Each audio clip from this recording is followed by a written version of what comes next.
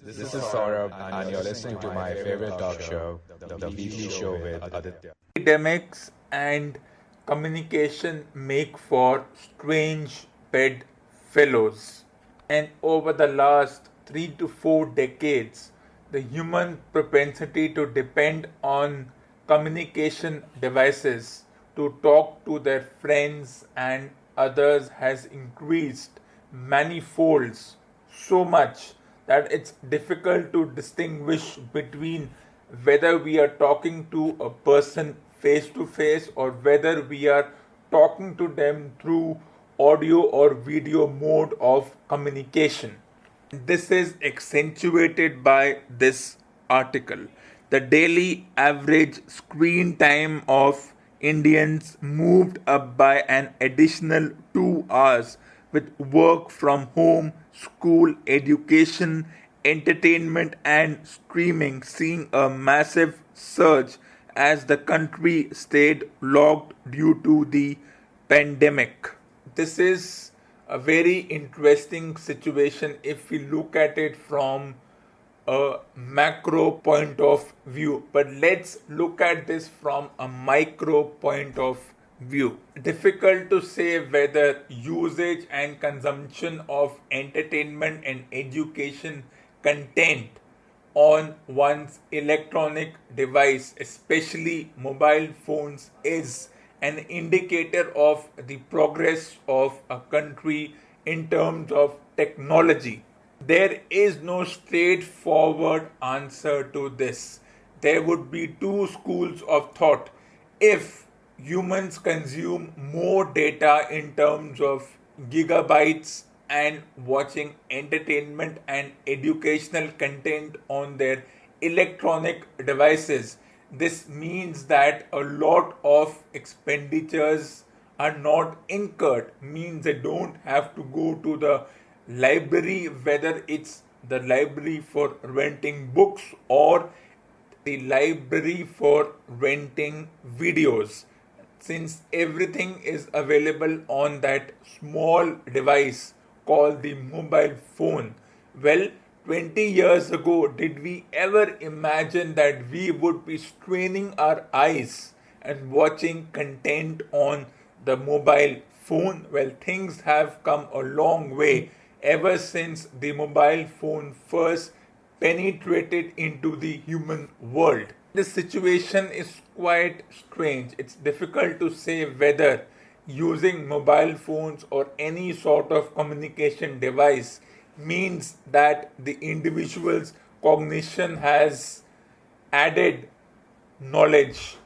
And then let's discuss this specific line. As people stayed home due to travel restrictions, digital and internet emerged as the backbone of the country and the economy, with a near 20% surge in overall online consumption. For me, it's not a matter of pride that the data consumption increased during a certain period, because people were forced to work from home, students had to consume online classes, or individuals who had nothing to do would consume videos and content on their mobile phones. The operative word here being mobile phones. The key word here is mobile phones, not just any electronic device. But let me tell you a secret. For me, if I have to consume content, the first place I would go would be always a book. I'm not that desperate to watch content. Yes, I do watch content, educational, entertainment, and others. But for me, in terms of still information that is neither audio nor video, the first place would be on the books. I would use a book to read. If I have to take a break, a gadget break.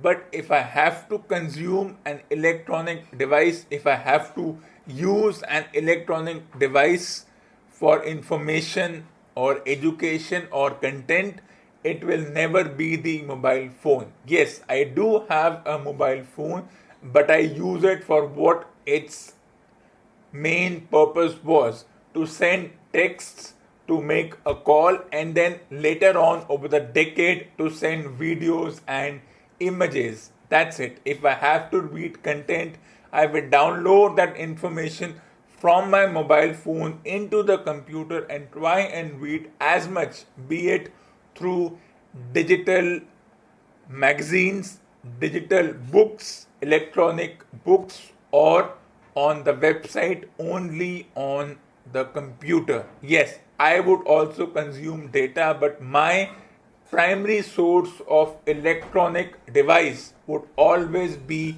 the computer, the laptop, or the desktop. I do not prefer the mobile phone for one simple reason. The screen is small, the data is consumed quickly, the battery is consumed quickly, and then we sit in positions that is sitting in wrong position, which affects our back, our neck, and other parts of our body, where we put our head down and swaddle with our thumbs, or where we sit on our beds and our neck is affected.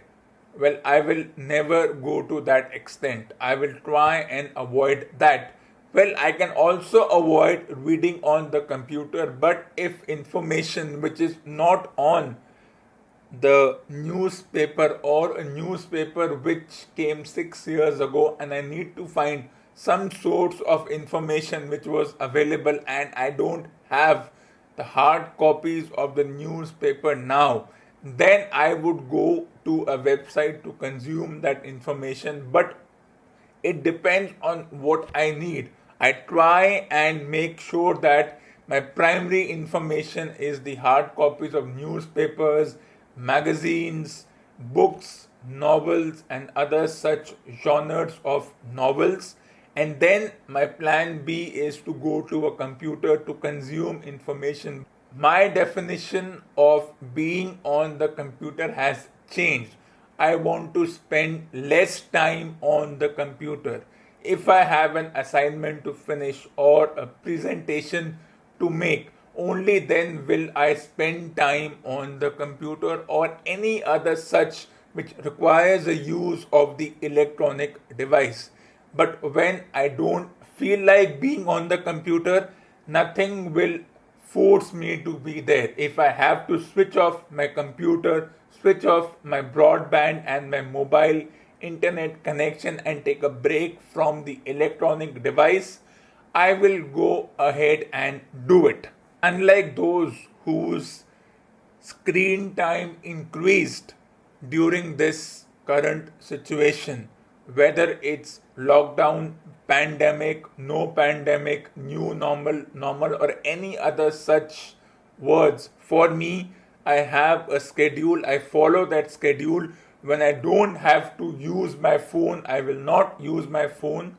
I will use my phone to check messages. Well, messages do come, so we need to check them. I would have checked them 10 years ago, 20 years ago, but that's a different story. For me, the mobile will never be for consumption or watching videos. It's very difficult to watch videos, whether it's through digital platforms like YouTube or any other such digital platform, or watching news.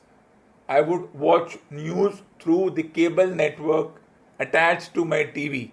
That would be a much better way to watch because the TV screen is big.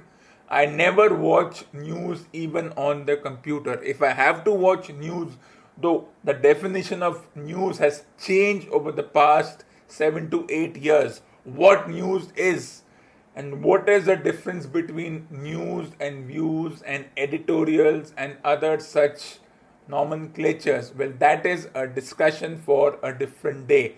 Whether the nature of journalism, news, anchors have changed over the past few years, whether we are using terms like left wing, right wing, centrist, or any other such term, these terms do not influence me, nor is tonight's topic about that. But in general, if I have to consume news or watch for whatever reasons, even if the information isn't exactly pandering to what I want, or what we see on the news we feel what is happening, why such content is being thrown at us. Well, that is a debate for a different day. But whatever I have to watch, I will watch, but only through my television, never on the phone, never on the laptop.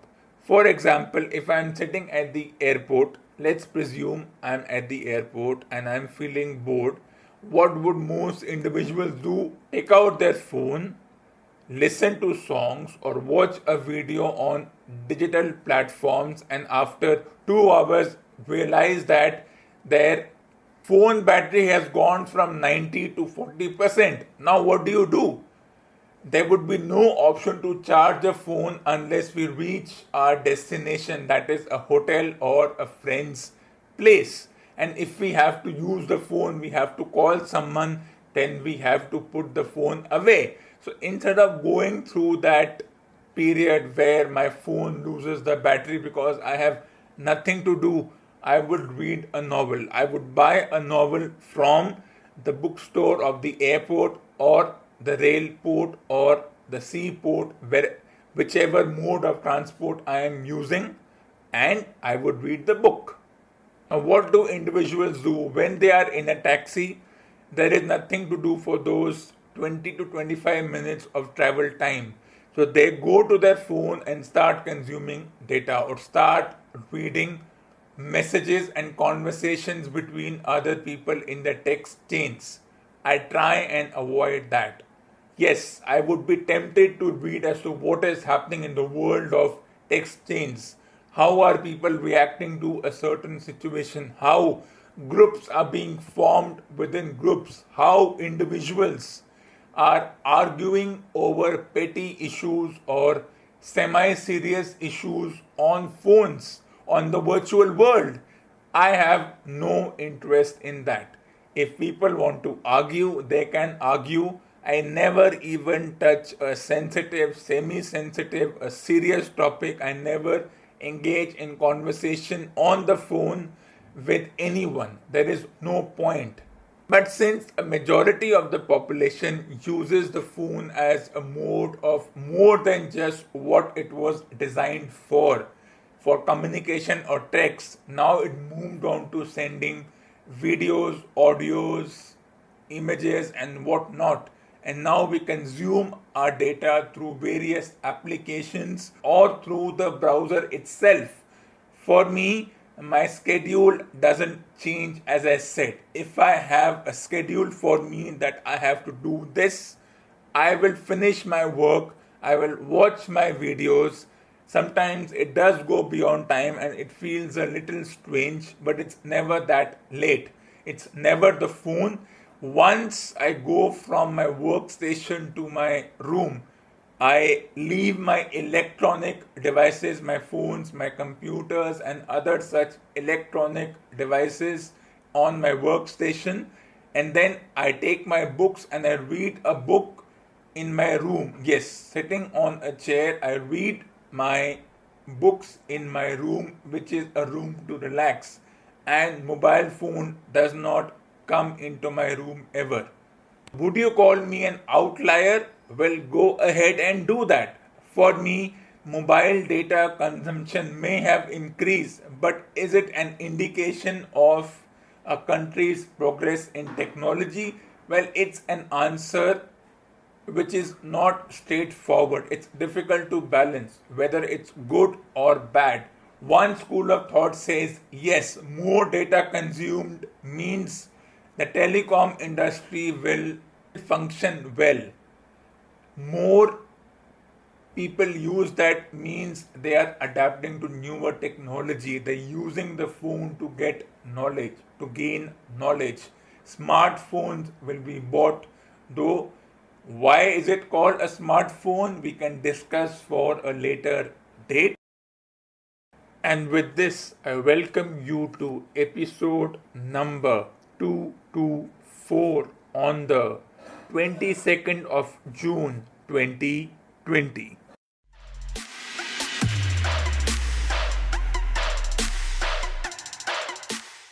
Let's discuss this cellular phone mobile data consumption from the point of view of statistics. Remember, they are statistics, they are not accurate, and they are based on a small population's survey. It's not for the entire population. As I said, I am not a part of this ubiquitous survey, nor does the data influence me, nor do I influence the numbers in this paragraph. So let's go through it first. The Ericsson report, which tracks global telecom markets, showed that data consumption in India was the highest worldwide in 2019 and shot up even more during this period. India's data consumption in 2019 stood at 12 GB per user per month, much higher than the global average of 7 GB per user per month. This, according to the report, will go up to 25 GB per user a month over the next 5 years. Let's interpret this paragraph. Is more consumption a technological progress? In my viewpoint, no. Just because India will consume per user per month 25 GB of data, it doesn't mean that India has understood what technology means. In fact, this is once again an outlier. More consumption of data is neither directly nor indirectly proportional to a country's progress. Just because more individuals will use the dumb smartphone, it doesn't account for any kind of increase in technology. In fact, it's the opposite. It shows that people are so, as we call in Hindi, vela, that they find this phone as that friend and they go over to this mobile device or this electronic device to find solace in terms of what they feel is a period of anxiety and disorder. As I said, such data does not include my consumption. For me, 25 GB a month, well, I can consume the same amount in a week. While the administration and the world is looking forward to 5G, means faster internet speeds, more downloads, and what not. At this point, I'm more than happy with the internet speed that I have, the 4G and the broadband network that I have, and even if downloading takes longer than usual or the website takes longer to load, I am not consumed by the fact that the internet is slow. It doesn't influence me. Even if the website should take 10 seconds to open and it takes around 45 seconds, I don't think those 35 seconds delay will end the world. Fine, let it take 45 seconds. Let it take more time. It doesn't influence me. What will I do? I will just switch off my browser, switch off my computer, and let the computer rest for a while. I'm not going to be influenced that it takes so much time for things to upload, or the video is not uploading. There is that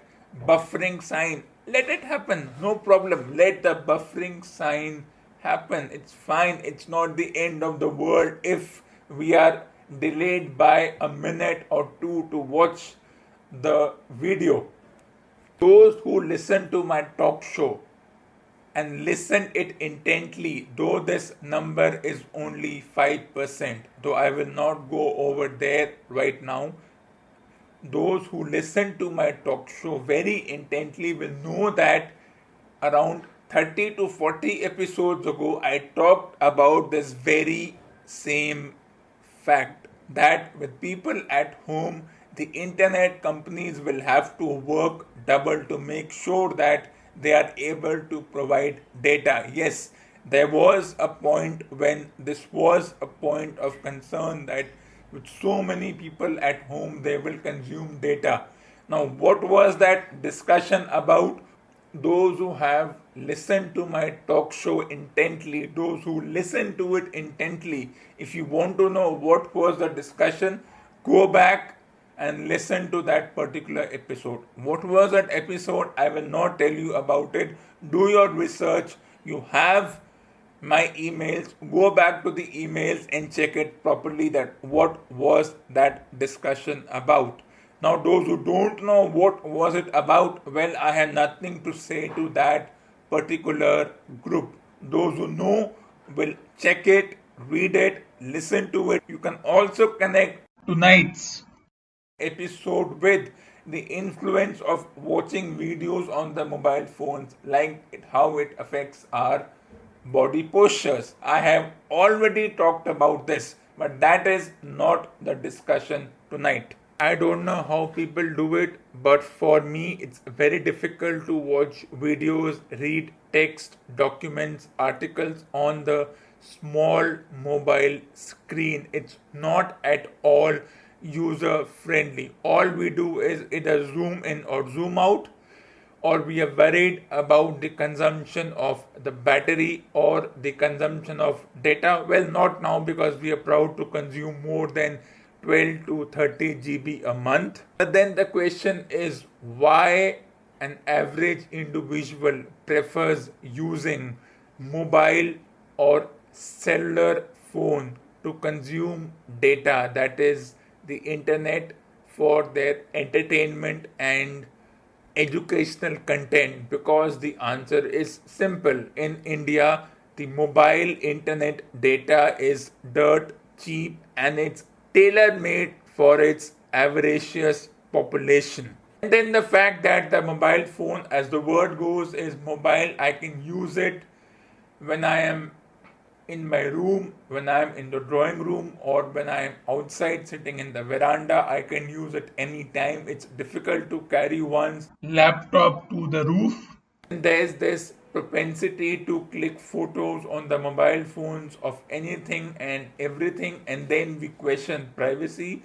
We ourselves click photos with or without permission, and then when our data is displayed on some malicious sites by some questionable individuals or organizations, then how can we have this double standard to question our data being displayed, stolen, or privacy coming into question? But that's a debate for another day. In fact, I'm sure whoever is listening to my episode, this particular episode, will have their own objections to whatever I have said, but that's the beauty of having such an episode. Let individuals have their own views. I'm not concerned whether it's left, right, center. It doesn't bother me. Such terms for me do not exist. For me, the leftists, the rightists, the centrists, the conservatives, they are what they are. Just flat terms without any meaning. We use them because that is how we want to express it. We want to have divisions. We want to have such nomenclature because that is how the human mind functions, and the human mind is always perplexing. But now let's get back to how India's dirt cheap mobile internet data helps people consume the educational and entertainment content on one's cellular device. What is the data? How much is the data? Nobody understands statistics, but everybody loves a good piece of statistics. So let's pander to what my consumers and majority of the population love and give them this data. This is an article published in BBC a year ago, why India has the world's cheapest cellular phone data. Let's see what this particular article has to say. India's plummeting data prices have hit a new low. In fact, according to a recent BBC report, the country has the cheapest cellular mobile broadband prices in the world. The BBC report, citing a UK-based price comparison site, said that 1 gigabyte, that is GB of mobile data cost $0.26, that is 0.20 pounds, compared with $12.37 in the US, 6.66 dollars in the UK, and a global average of 8.53. Why are there low tariffs? Low tariffs are purely the result of hyper competition resulting in a huge consumer surplus. When consumers pay prices much lower than what they are willing to pay, according to the head of the Cellular Operators Association of India. This individual goes on to say that these low prices are not sustainable if operators have to continue to make investments in network coverage, quality, and new technology. Return on capital is on the low single digits for the industry. Operators will need to review their pricing to correct this situation. For example, if I am in a vehicle traveling by car and I am feeling bored, as I said before, and I want to consume my data, I would go to my mobile phone. But that's the question. Why would I go for entertainment to the mobile phone if I'm traveling in the car and there is entertainment every second outside on the road? I'd rather look at the road than look at my mobile phone. But then the question is, I cannot go out without my mobile phone. So my hand automatically goes to my phone and I have to look at something. Yes, it is a kind of a distraction. It is kind of a very difficult situation to understand. It's a dilemma. Should I go outside with or without my mobile phone? Well, in the present times, going without mobile phones might not work if mobile phones are needed to check certain things. But if given the option, if that certain thing which is checked is no longer necessary, no longer compulsory or voluntary, then I will go in the path of not taking my mobile phone with me if I am traveling with someone else. If I am going to watch a movie, why will I want to be distracted by the blue light of the mobile phone in the dark cinema hall when I can enjoy the movie? Yes, low prices are there because people don't want to pay higher. There is competition between different telecom operators, but these are at a surface level. If you look deeper, it's much beyond that. You ask me, can we live without the internet? It depends what we use this internet for. If you are using the internet to get some knowledge of something which happened years ago, for which we do not have the physical infrastructure or the physical document with us, so yes, use it for that. But just, or as the trend is registering in universities admissions online, use it for such purposes for which the physical side of it is suspended or no longer exists. But if it's browsing for browsing's sake and consuming data to waste time because we are bored, then I would rather go without the internet, whether it's on the phone or the broadband or on my television. If I have to do something, I would rather read my newspapers, read my books. If I have to consume data, I would rather consume the data which is there on my book. Yes, the book may be years old and the data on the internet gets refreshed in seconds, but I don't have to be looking at this data in for hours. I know what I need to use this data for, and I will use this data for that particular purpose. At this point, so many video conferences are happening all over the world, whether it's educational, entertainment, discussing a certain topic.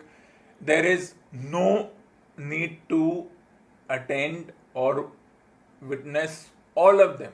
you take a call that I will only attend certain video conferences, and only those video conferences where I am a speaker or where I can ask questions, where I am a host or an administrator or a co-host or an important element in that meeting. If I have to attend that meeting for meeting's sake and I have no role to play, then I will not attend that meeting unless I cannot play a role and it's in form of a webinar for which I need information. Yes, that much I can do, but so many meetings happening, such a waste of time. Yes, it is a waste of time. I will attend those which are important, from which what will I gain out of those video conferences for which I want to consume my data. I am not concerned about consuming the data or my laptop or my desktop or the electricity being consumed. That is not the point. I would rather switch off my phone, go back to my books, to my newspapers, even if the information is a day old, a month old, a year old, a decade old, doesn't matter. But then this is one thing which depends from people to people. I have a certain reason and a certain time in which I can watch or attend video conferences. I only watch my TV shows or my digital TV shows for a particular time. When I'm not watching, I have a gap of 4 to 5 hours in which I do not consume anything on the internet. It may shock a few. Some may think I'm pandering. Whatever you want to think, you may think, but I have a certain schedule. It's nothing to do with the lifestyle. It's nothing to do with lockup or lockdown. For me, my schedule pre this, post this, a year from now will remain the same. Call me rigid or call me something else for having a schedule. Everyone has a schedule. One cannot argue about the schedule. Right now, I'm not texting my friends. They are busy in their work. I know they are occupied in the work. They know I am occupied in the work. If I need to ask them something, I will send them a message only if needed. I do not have to send somebody a message and disturb them. They may not be on their phones. Their phone may be in their bags. It depends from person to person. But enough of this about consumption of data, whether one should use the mobile device or the computer device or whether one should read books. Everybody has a different style of consuming entertainment and education. It depends. Yes, India's dirt cheap cellular data, mobile internet data allows us to use our phones, and since it's relatively economical, we use more, and it is often seen as a sign of productivity, but that depends from person to person. But let's move on to something different. If you remember the last two episodes, my book reading has been successful. It has received accolades from all over the world, and have been told to continue this because it's a very different part of the narrative of this episode. So let's continue reading from the book The Sacred Games by the author Vikram Chandra.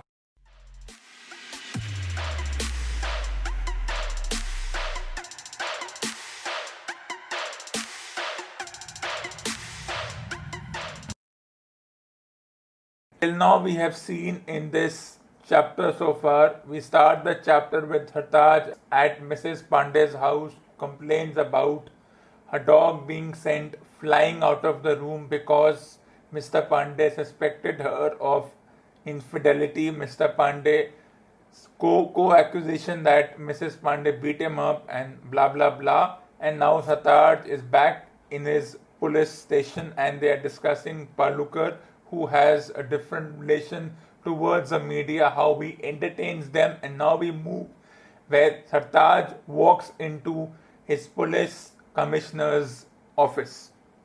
Sartaj walked past them all. There was an 8-foot wall around the whole complex of the same reddish brown brick as the station house and the zonal headquarters.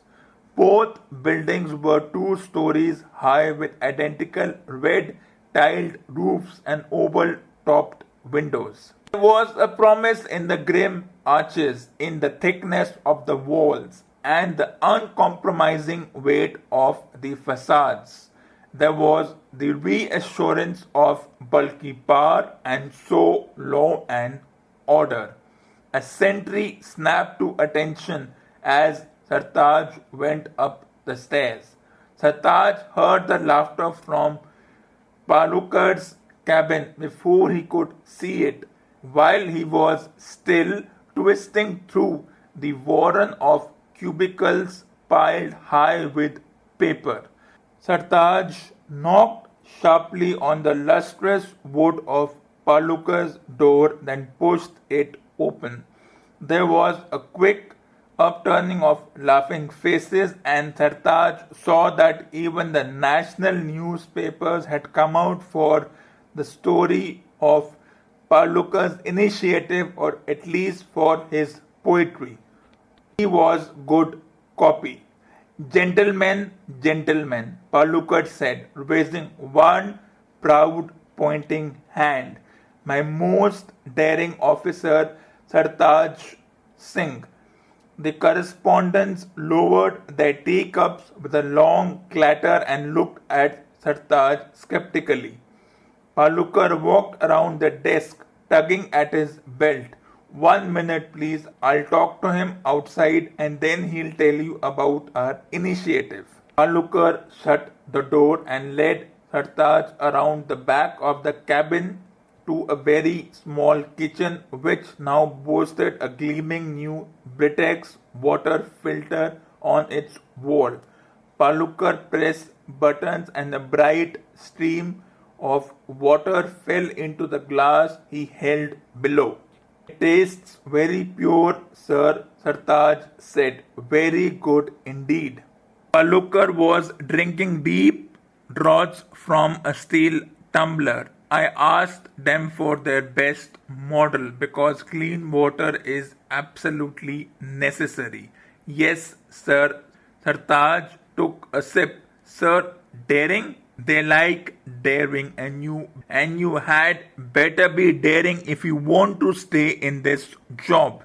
Looker had sloping shoulders and a pear-shaped body that defeated the best tailors, and his uniform was crumpled already, but that was only usual. There was a sag in his voice, a resignation in his sideways glance that Sartaj had never known. Something wrong, sir? Is there some complication with the initiative, sir? No. No complication with the initiative. No, nothing to do with that at all. It is something else. Yes, sir. They are after me. Who, sir? Who else? Palukar said with unusual asperity. The government. They want me out. They think I have gone high enough. Palukar was now a deputy commissioner of police, and he had been a lowly sub-inspector. He had risen through the Maharashtra state police and had made that near impossible leap into the august Indian police service, and he had done it alone with good police work, a sense of humor, and very long hours. It had been an astonishing and unparalleled career, and he had risen to become Sartaj's mentor. He emptied his glass and poured more water from his new Britex filter. Why, sir? Sartaj said. Why? I was too close to the previous government. They think I am a congressman, so they may want you out. That doesn't mean anything. You have lots of years left before retirement. You remember Dharmesh Matija? Yes, that's the fellow who built our wall. Matija was a builder, one of the more conspicuously successful ones in the northern suburbs, a man whose ambition showed like a sweaty fever on his forehead. He had built in record time the extension of the compound wall at the rear of the station around the recently filled lowland. There was now a Hanuman temple and a small lawn and young trees that you could see from the offices to the rear of the building. Palukar's passion was improvement. He had said it often, we must improve. Matija and Sons had improved the station, and of course they had done it for free. So what about Matija, sir? Palukar was taking little sips of water, swirling it about in his mouth. I was called to the DG's office yesterday early. Yes, sir. The DG had a call from the Home Minister. Matija has threatened to file a case. He said he was forced to do some work for me. Construction. That's absurd, sir. He came himself. How many times he visited you here? We all saw that. He was very happy to do it. Not our wall here, at my home. At your home? The roof needed work urgently. As you know, it's a very old house. My ancestral abode, really. Also, it needed a new bathroom. Mamta and my granddaughters have moved back home, as you know. So, and Matija did it. He did good work.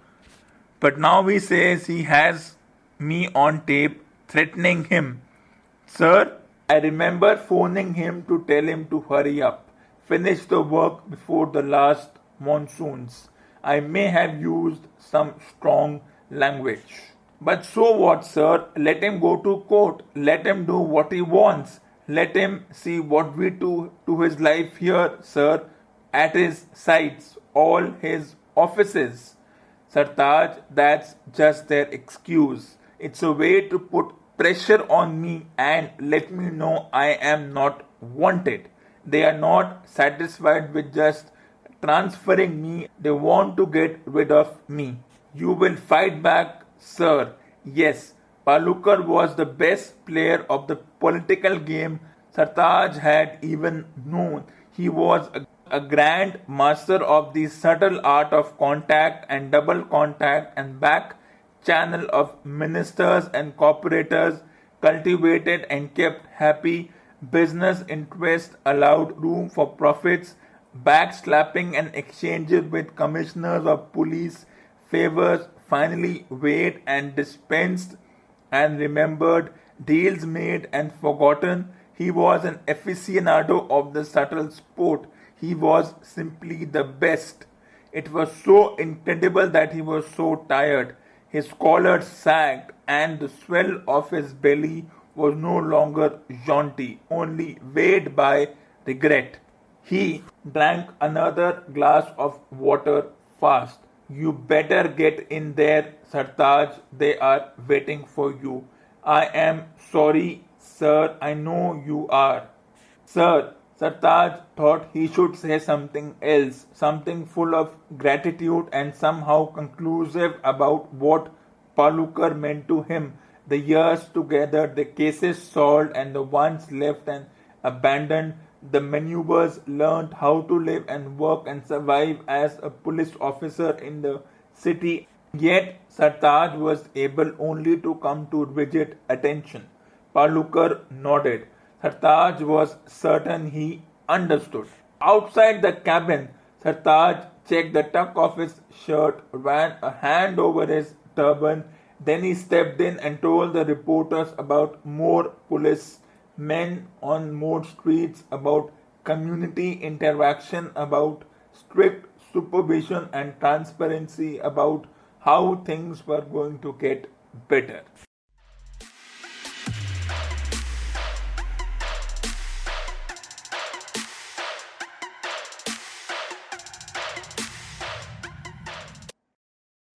This ends episode number 224 on the 22nd of June 2020. This is a very special week as we celebrate the dual milestone of 2 years and 225 episodes.